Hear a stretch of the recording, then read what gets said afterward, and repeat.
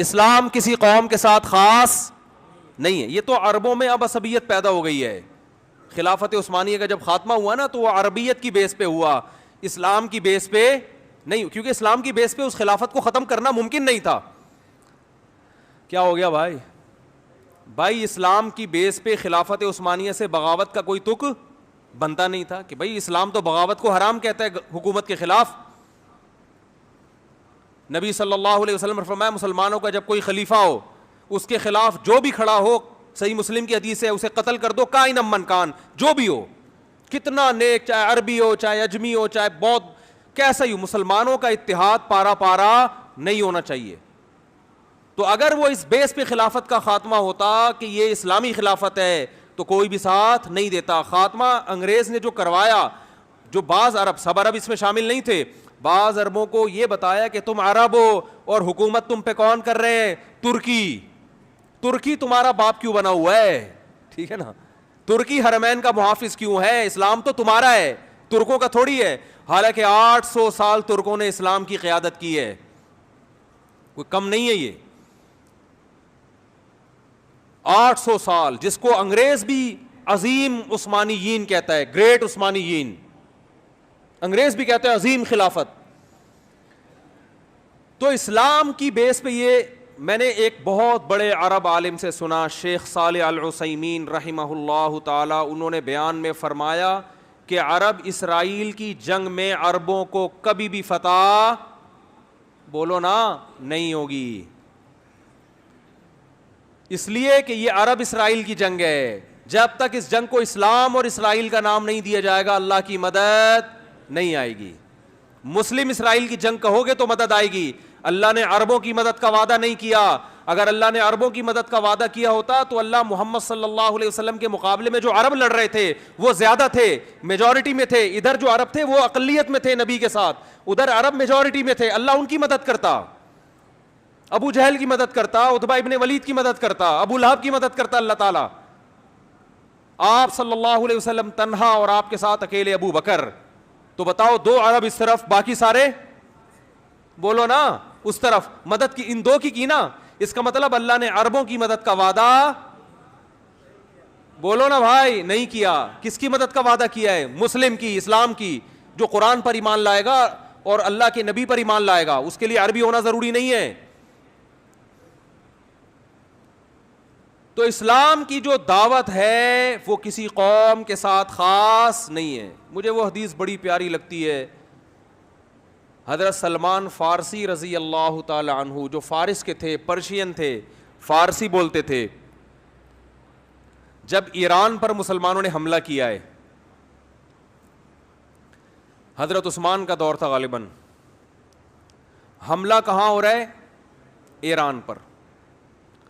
اور حملہ کرنے والے بڑے بڑے صحابہ, بڑے عشرہ مبشرہ میں بھی اکثریت اس جنگ میں موجود. کمانڈ کرنے والے سلمان فارسی. نہیں آ رہی بات؟ حملہ کس پہ کر رہے ہیں؟ اپنے ملک پہ. کس پر؟ ایران پر.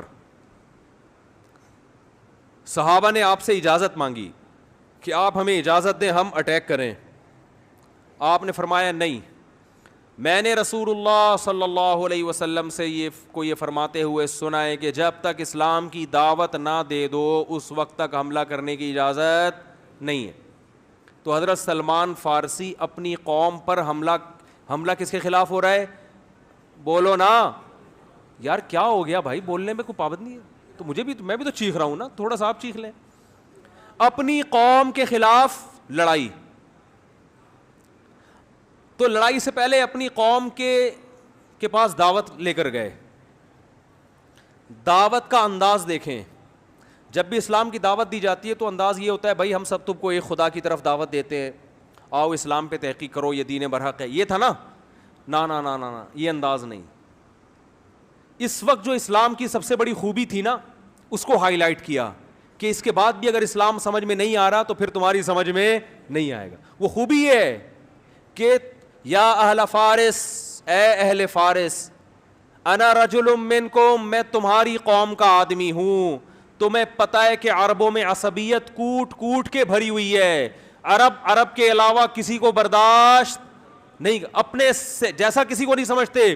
مجھے عرب نے نہ صرف یہ کہ عزت دی ہے اپنے جیسا, بلکہ اپنے سے برتر مجھے کمانڈر بنا دیا. عرب کی قیادت کس کے ہاتھ میں ہے؟ کمانڈر کون ہے؟ میں ہوں. یا اہل فارس, اے اہل فارس, انا رجل منکم, تمہاری قوم کا آدمی ہوں. ترون العرب یطیعوننی, چھوٹی موٹی قوم میری فرما برداری نہیں کر رہی. عرب کو دیکھ رہے ہو کہ تم میری کمانڈ کے تحت لڑ رہے ہیں.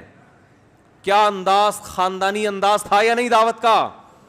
آج اگر یہ چیز عربوں میں پیدا ہو جائے تو دنیا کا نقشہ بدل جائے گا. عرب کی عراق پر جب حملہ ہوا تو بعض عربوں نے نعرہ لگایا کہ کسی دوسرے عرب ملک پر ہم حملہ برداشت نہیں کریں گے. کاش وہ یہ کہہ دیتے کہ کسی دوسرے اسلامی ملک پر ہم حملہ برداشت,